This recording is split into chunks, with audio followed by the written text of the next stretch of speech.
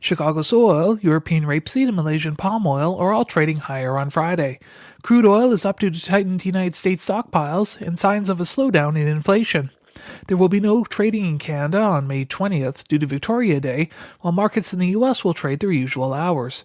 The Canadian dollar is unchanged compared to Thursday's close. The prairies will see heavy rains over the next 5 days. Areas from northeastern Alberta to central Manitoba should see 35 to 65 millimeters, while southern areas of the prairies should see 10 to 25 millimeters.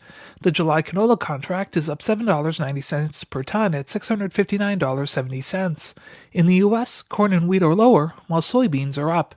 The weekend should see the western U.S. Corn Belt become drier over the next 2 days, as well as in parts of the eastern Corn Belt. However, the entire region should see rain starting next week. In Argentina, the Buenos Aires Grain Exchange rated the country's corn crop at just 14% good to excellent, down 3 points from the previous week. So far, 1/4 of the harvest is complete. The July corn contract is down 2 U.S. cents per bushel at $4.56. Also in Argentina, the BAGE rated the country's soybean crop at 24% good to excellent, also down 3 points from the previous week. The harvest, however, is 64% complete, with the production estimate trimmed 500,000 tons to 50.5 million. As of May 9th, U.S. soybean sales for the 2024-25 marketing year have totaled just over 890,000 tons, the lowest in 19 years. Chinese biofuel firms are investing more than $1 billion U.S. into building plants turning used cooking oil into aviation fuel. If completed, they would produce 1 million tons of aviation fuel combined, 2.5% of China's annual demand. The July soybean contract is up 7 U.S. cents per bushel at $12.23. The Wheat Quality Council completed its tour of hard red wheat fields in Kansas on Thursday, reporting an average yield of 46.5 bushels per acre, well above last year's figure of 30 and above the 5-year average of 42.4. Kansas is projected to produce 290.4 million bushels, 22.5 million more than the USDA's estimate. French soft wheat was rated at 64% good to excellent, unchanged from last week but down from 93% last year, according to France Agrimaire.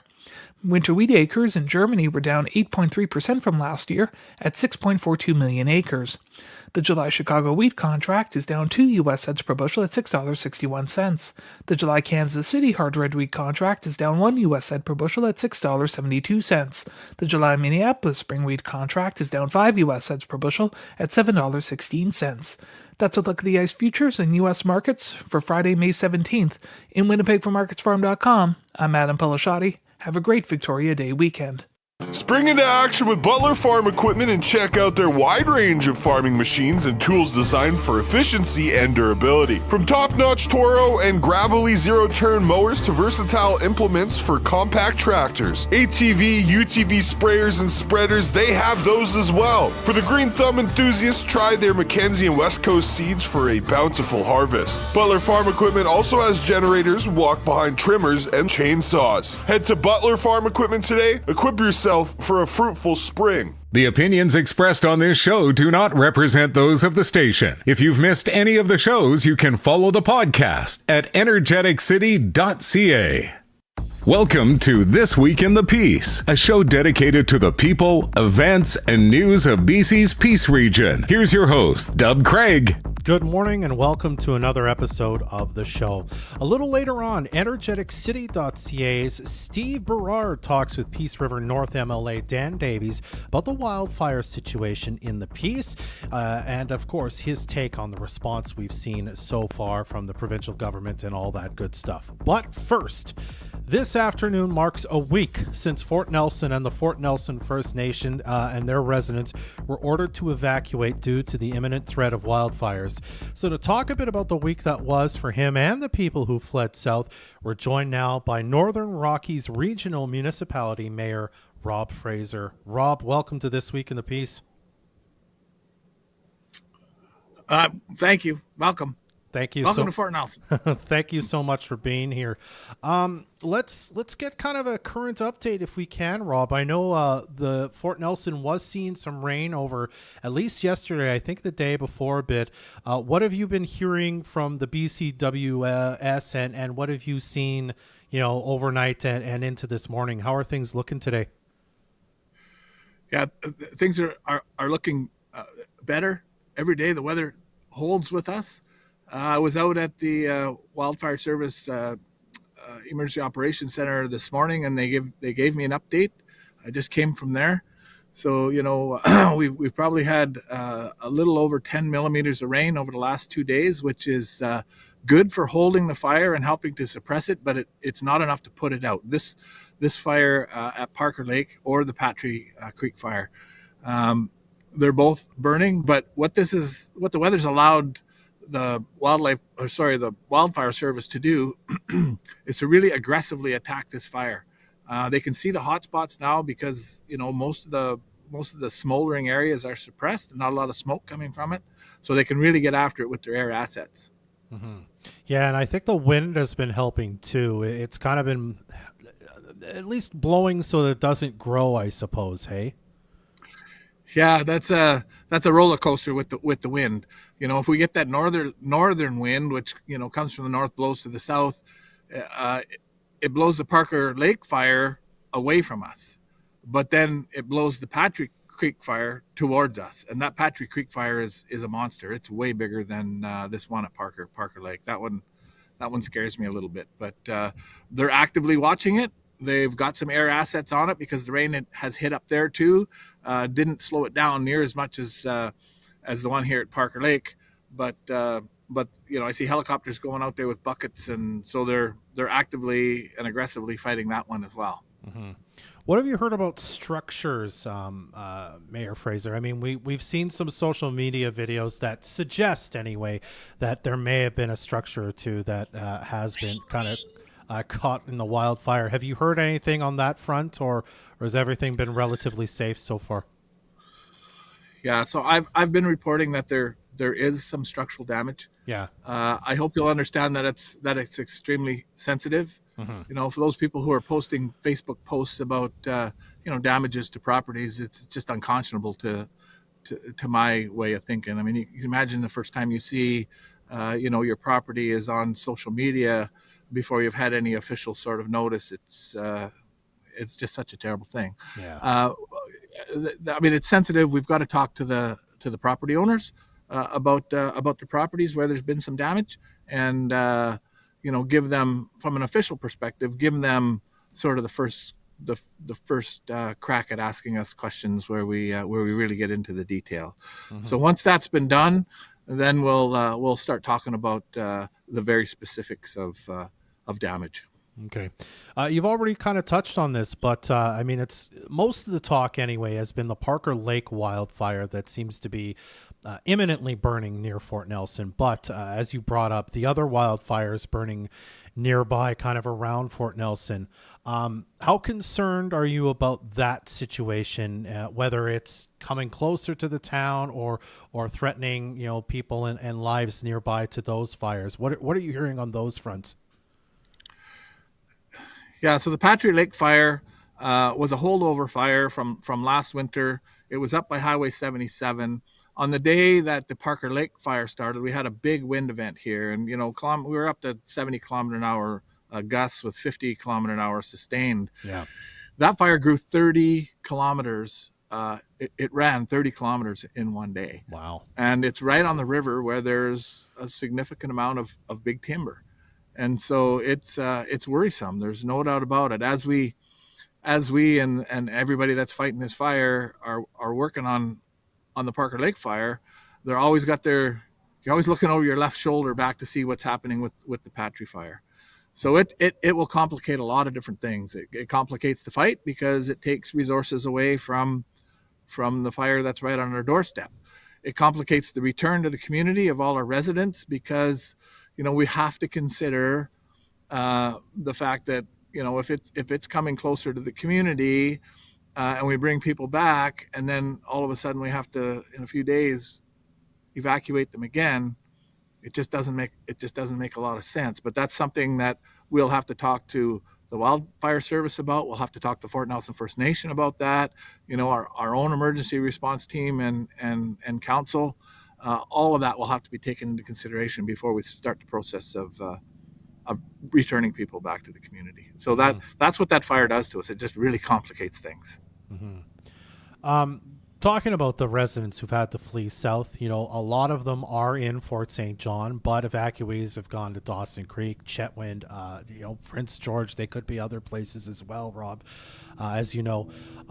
What have you been hearing from, whoever it might be in the provincial government about helping these people and continuing to make sure that they're safe where they are, and what happens when the return happens to compensate people who now are out at least a week of a paycheck in some cases, who as we talked about, may have property damage and whatnot. Has that conversation started already? Have you had a contact with the provincial government on their support for you and Fort Nelson and the Fort Nelson First Nation and the Northern Rockies Regional Municipality in terms of the aftermath, I suppose, when people can start going back and sort of resuming their lives even? Yeah, we've been so focused on fighting this fire. Our emergency operation center is just overwhelmed with the initial evacuation still. There's close to 4,000 people that are away from their homes, and every day those people are anxious and have a lot of questions that our emergency operations, particularly our communication section, is dealing with. And so we just haven't had the opportunity yet to really talk to the province about what resources are available to the community after we get back, or even if there is. We're still focused on ensuring that the evacuees get everything they need, the supports they need while they're away from the community. And there's still an evacuation this size. There's always going to be hiccups, and they're still trying to work through what those are to try to make sure that people have everything that they need while they're away. So we just really haven't turned our minds to that. We are turning our minds. I know our EOC is splitting into sections where they'll have a section that talks about, or will plan what the return looks like. I think they're probably talking to all of the essential services and essential businesses that need to come and get up and running before the rest of the community comes back in, to try to figure out what a timeline is. The longest I've heard, is that the hospital will take 5 days with all the medical personnel to stand up before they can receive patients back. So we know it's going to be at least 5 days, and we'll see, how long it'll take the grocery stores to clean up whatever, mess they have to clean up and get the groceries back into town. So it's a complicated process, but we're going to try to run it all as concurrently as we can. The emergency operations center has got to be moved back into the community so we can coordinate all of that. So it's no easy feat to stand up a community after you've asked everybody to leave, but we're going to do our best. Absolutely, Rob. One final thing I wanted to ask you about. I think I saw a post or maybe read a story about it. A lot's happening, as you well know, about power in Fort Nelson. It was unaffected, but I think you're using emergency generators because there's some worry that power might go out or whatnot. Can you tell us a bit about that? Yeah, I can. That's a story just like it was last year. So on the same day that we had this fire, Parker Lake fire, take off, and it was a hell of a wind event went through here. And as I said, it was 50 to 60 kilometer hour sustained winds, 70 kilometer hour gusts.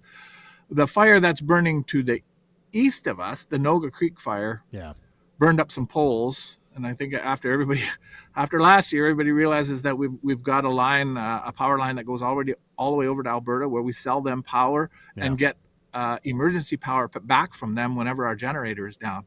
That line burned up on Friday.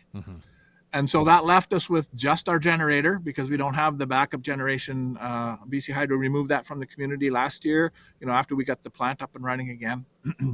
And part of the problem, there's a couple things going on with our plant. One of them was natural gas. So all the producers that normally feed natural gas into the North River plant are shut in because of these fires. And so there's no new natural gas coming into the plant.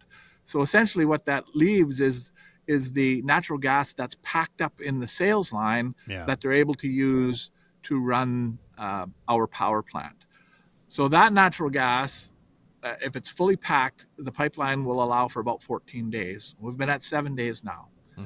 However, Enbridge has committed to ensure that they'll backflow natural gas from the south back to Fort Nelson to ensure that line pack stays at maximum. So our natural gas, so there's going to be people out there saying, oh, there's no gas and it's going to go down. it won't go down, because not on the gas situation anyway. The second complicated thing is that the generator, the turbine generator that they use out there, that's using the natural gas to make electricity, it needs a minimum draw. Mm-hmm. So it needs to have load on it for it to work efficiently and even run properly. Well, there's nobody in town that's taking any draw. So the draw is extremely low right now, and we're doing what we can to make sure that we're using electricity in the community to make sure that the draw is sufficient enough that plant will continue running. So, we've got a bunch of balls juggling in the air, and we're doing everything we can. We've got some great people here.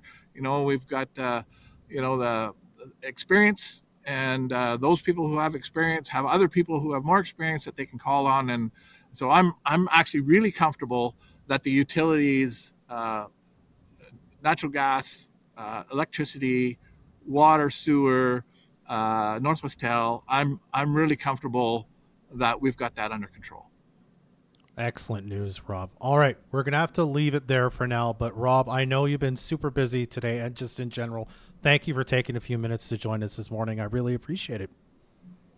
You're welcome. I was really surprised when you said it's been 7 days already. I had to think back. It's been such a rush. Absolutely. Rob, thank you again. I can't thank you enough. Thanks so much. You're welcome. Thanks for having me on. You're very welcome. That's Rob Fraser, the mayor of Northern Rockies Regional Municipality. We'll be right back to talk with Peace River North Dan Davies. Actually, Stephen Berard from Energeticcity.ca talks to Peace River North MLA Dan Davies right after this on This Week in the Peace. Hi, I'm Emily, and I'm back again as your Fort City Chrysler Summer Cruiser host. Tune in to Moose FM this summer to hear all about the amazing events happening here in the North Peace and to get a chance to win some awesome prizes. If you want me at your event this summer, let me know by emailing me at cruiser@moosefm.ca. Moose FM will be everywhere with the Fort City Chrysler Cruiser, supported by the Fort St. John Co-op, Home Hardware, Lake Point Golf and Country Club, FSJ Return It, Rhythm Auctions, and Dairy Queen. Why pay the high price for just one service when Prevail Athletics has everything under one roof? Co-ed and ladies-only workout areas, hot yoga, spin classes, boot camps, tanning, saunas, and more. Get all of this for $65.99 per month with a 1-year commitment and no sign-up fee. Prevail Athletics is open 7 days a week and fully staffed Monday to Friday, 5 a.m. to 11 p.m., Saturday, 7 a.m. to 11 p.m., and Sunday, 7 a.m. to 11 p.m. Make your dream home a reality with Jandel Homes. Discover the latest in home decor and stunning color palettes in our brand new show homes. From the site inspection to after-sales service, Jandel Homes makes sure everything is done right the first time so you can focus on what truly matters, living well. See for yourself how Jandel Homes stands apart by putting your needs first, every step of the way. Visit us today and tour our new show homes. Jandel Homes, built for living, built for you. Brad's Furniture and Appliances Hit the Mark is back and bigger than ever. Listen weekdays from 6 a.m. to 6 p.m. for your chance to win cold, hard cash. All you have to do is guess a number from 1 to 100. If you get it right, you win the money. If not, we'll add another $10 to the pot. So what's changed? We're starting every new round with $100 already in the pot to give you more money than ever before. Track the numbers at moosefm.ca to zero in on the money. Brad's Furniture and Appliances Hit the Mark is brought to you by FSJ Return It, Rhythm Auctions, TNT Communications, and Bronze Flooring. You can watch this show live on Facebook, catch the replays at Energeticcity.ca, or be part of the show by texting your thoughts to the Fort City Chrysler line at 250-787-2222. Welcome back to the show. I'm Dub Craig. Well, Peace River North MLA Dan Davies has been active in sharing what he's hearing about the wildfire situation in Northeast BC. He's been talking about it in the legislature. He says he's been meeting with ministers and all that good stuff, or at least trying to anyway. So, Energeticcity.ca Steve Berard took a few minutes to chat with Dan yesterday afternoon about what he's seen and what he thinks of the government's response to the wildfire situation. Here's that conversation. Okay, Dan, thank you so much for your time today. We really appreciate it. We're talking today about just sort of everything that's happened in the past week. Can you give for you know the audience out there, just give us a very quick rundown, a summary of everything that's been going on in terms of wildfires here over the last few days? Yeah, well, obviously the first big news was hearing about the Parker Lake fire on Friday, which started off only around 800 is kind of when people started talking about it, and the evacuation was being considered, and then of course Friday night that evacuation was called. Over the next couple of days, of course, over 3,000 people Fort Nelson, First Nation, made their way to Fort St. John, to Dawson, Chetwynd, even some of Prince George, I believe. By Sunday, the fire had grown 8,000 hectares. So grew quite significantly. Of course, the weather was not very favorable over the weekend. The wind gusts, no rain, it was dry. BC Wildfire crews, of course, were on site. The fire protection, structural protection in the town was brought in. And that's kind of been where it's at for now. Now there is some good news in the last day. Of course, even in Fort St. John, I believe, but up in Fort Nelson has some moisture. Some rain has been received. I think almost 10 millimeters in Fort Nelson. Which everything helps. Cooler temperatures. It's allowed BC Wildfire to move from being on the defensive to actually start being on the offensive now, fighting the fire. There is some good news generally out of Fort Nelson, and which is great to hear. Now that's on the Parker Lake fire. I think it's the Patrick Creek fire, which is about 20 or so kilometers north of Fort Nelson. That's a big fire, and that's a fire that was carried over from last fire season. In fact, it's one of the fires that I wrote to the Forest Minister a number of months ago saying, while it's winter time and such, maybe we should be getting on that fire too, or not just that, but other fires in the Northeast that had burned throughout the winter. Why aren't we utilizing a slow season, right? There's no major fires, and start coming up with a plan. Well, sadly that fell on deaf ears, and now here we are. That fire sparked up amongst others, carryover fires from last year. So, Fort Nelson residents and Fort First Nation, they are still evacuated. And like I say, it adds. Yes, we're hearing good news on the Parker Lake fire, but we've got the complexity now of the Patrick Creek fire, which we don't know yet. So still lots of moving parts. The hospitality of Fort St. John has been excellent. I've been hearing a ton of positive comments from the community, the different partners, the agencies, the city itself. I realize that, and I've been working on. I know some folks have had some issues with hotels. They've had to move to other hotels and such.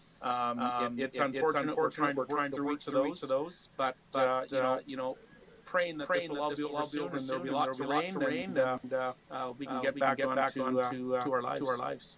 Yeah, absolutely. You've been during this whole thing over the past few days. You've been doing a lot of work. You've been busy. You've been getting updates from the BC Wildfire Service. You've been doing some volunteering. You were helping ESS the other day. Tell me a little bit about what that work has like and some of the things you've seen. Maybe some of the things you've heard from evacuees and from residents. Yeah, certainly it all started Saturday. When I went down to the reception center, the ESS down at the Northeast Arena. Started out to go down and see, and next thing you know, can you help? So, this is a time when you just step up. I mean, these are our neighbors. They're certainly my constituents up in Fort Nelson. So, had the opportunity to help get people through the line, queued up into reception, get them registered. Just good to have conversation, connect with people, and that was an honor to be there and help receive these people. But it was also an eye opener. and hearing the very personal stories and seeing the fear and uncertainty on people's eyes and faces when they're coming through that door. Hearing the stories that they just left their house 5 hours ago. That might have been the last time they'll ever see their house. And I can't. I would never want that on anybody. Wish that on anybody. I just can't imagine what that would be like. But down there, the volunteers, the city staff, all the different agencies. There were people there that were up for 24, 25 hours without sleep that were trying to get things coordinated, get things moving. It's just it has been a valiant effort by everybody that's been involved with this. You've seen it online. Energeticcity, I know has been active on getting information out. The city has stepped up within the city, donations, activities that are being put on for free, whether it's swimming or watching the Canucks play a theater. I mean, there's just been a ton of activities that people are offering. The evacuees from the north, and you add of course Doig River First Nation, of course, was evacuated in the middle of all that. It's like I say, it's put a lot of strain on resources around Fort St. John, but we will do whatever we can to make sure that folks that are displaced, our neighbors that are displaced, will be there for you and help you out. Yeah, it's been an absolutely incredible effort from the people here in St. John to try and accommodate all these evacuees going through all this. Have you noticed any speaking with evacuees residents, any consistent trends that they've been struggling with, maybe any pleasant surprises, things that have been going better than you expected, things like that? Yeah. Well, we've been hearing different things, different people, different aspects. Most people understood it was a slow process to get people registered and get them their vouchers and such. But you had 30, 100 people arrive over a 30-hour period. And people understood that, but still frustrating. And again, I commend everybody that went through that. And so that was a little bit of a slow process. Getting people sorted out to different hotels. I understand there's been a few hiccups on hotels. People having to maybe did 3 days at hotel X, and then they had to move because there are other activities that are still just happening in the basic function in the business world of Fort St. John. So they had to move, but nobody's been displaced. Nobody's without. There has been some inconveniences, and it's a shame, and we're trying to minimize and deal with those as best we can, or the ESS and emergency management is. If there is somebody that's out there that for whatever reason doesn't have a place, please reach out to us because there is places for you to go right now. So we don't want anybody thinking, well, there's no place to stay. I'm sleeping in my car because that's not right. There is places for you. Just again, what's going well is the overwhelming love that we've shown our neighbors, right? That outpouring of generosity from people offering spare rooms, people doing dog sitting, people taking after looking after livestock. I mean, it's just been incredible. Makes me proud. Very proud to be a member of our community, a member of our region. Absolutely, yeah. Now, correct me if I'm wrong. You spoke at the legislature this morning, right? Yes, I did. I asked. Actually, that was one of the. You asked to go about things that aren't going very well. Look. Parker Lake Fire is literally on the doorstep of Fort Nelson. We weren't sure what Saturday was going to look like. It was not looking very good.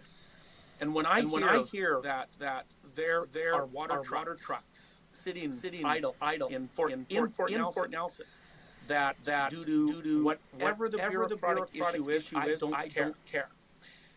Those trucks should be working. And when a community is being threatened with a wildfire, that's near imminent. I was livid when I started hearing that there's equipment that's sitting around with operators ready to go out and assist and to help do their thing. Yet they're stuck in this paperwork. I don't care. Throw everything we can with this fire. This is the livelihood of people. that is being threatened here. We can sort out who gets paid later and pay them later. But so that was my question this morning during question period. I asked the minister, and unfortunately, the forest minister who is responsible for BC wildfires wasn't there to take the question. It was the emergency management minister Ma who took the question. But I asked why are we not throwing everything we can and letting the people that are up there fight the fires that are basically threatening their homes and didn't really get an answer. Basically there's a process and such. But it was very upsetting, and that was my question that I asked today, and I'll be sharing it out this afternoon on my social media channels as well. Okay. We're running nearly out of time. One thing that I wanted to get from specifically, we are going to have a lot of people who have been helping evacuees listening to our show today. We're also going to have a lot of those evacuees. Is there any message that you want to send A, to those evacuees, and B, to the people in communities, not just Fort St. John, but also Dawson Creek, Chatwin, everywhere that have been helping those evacuees? What message do you have to them? Yeah, and you're right. Yeah, you're right. I'm glad you mentioned that. Fort St. John's the epicenter of evacuees right now. Dawson has done a great job. Chatwin, even Prince George. But my message to the evacuees is we're here for you. We will support you. However long this takes. My office is there. I've already offered my office. In fact, I was really surprised at the uptake that it's had. We've had a ton of people coming in and photocopying insurance papers, using our phones, and stuff. My constituency assistant, Kimmy Glintz from Fort Nelson, my office there. She's working out of my St. John office. So it's people coming in and seeing your face, knowing that they help.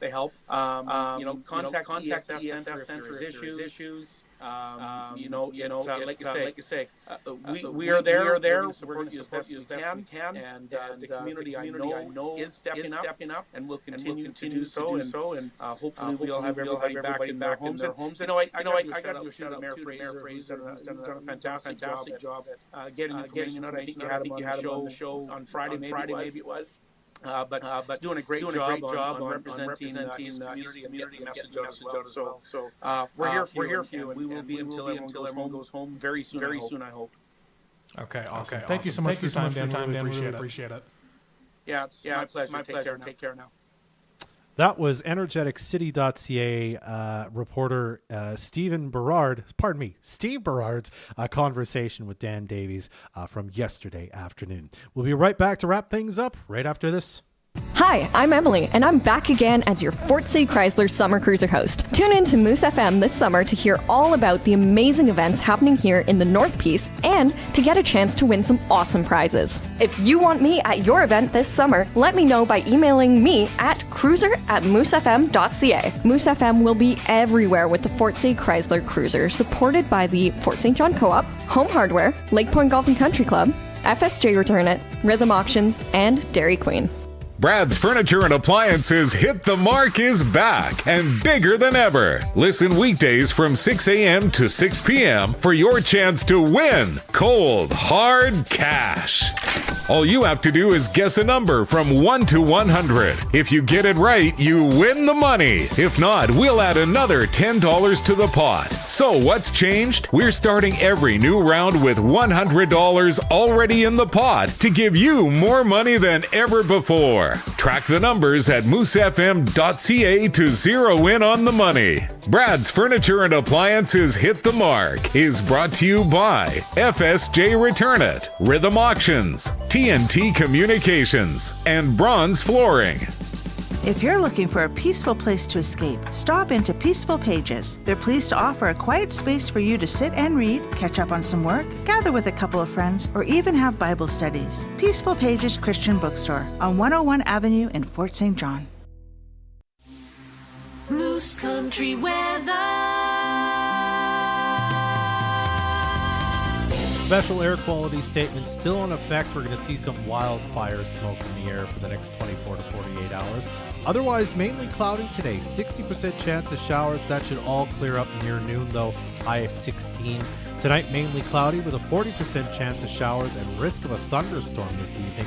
low of 3. Tomorrow, mainly sunny, turning cloudy in the afternoon with a 60% chance of showers and a risk of a thunderstorm, high 16, and sunny and 16 for Sunday. You're listening to the all-new This Week in the Peace. Be a part of the show by texting your thoughts to the Fort City Chrysler line at 250-787-2222. Big thanks to our guests today, Rob Fraser and Dan Davies, for making some time to join us. You can listen to this show again by checking out the podcast at Energeticcity.ca/podcast. You can see this, future and past episodes there as we make them. Also, check out the other great locally produced podcasts we have Before the Peace and Secrets of the North. That's our show for today. Big thanks to Trey Lopashinsky, who's right over there producing the show. Thanks, buddy. I'm Dub Craig. Be well. Join us again next Friday morning at 10 for another edition of This Week in the Peace, your weekly talk show dedicated to the people, events, and news of BC's Peace region. Or you can listen to this podcast again at Energeticcity.ca.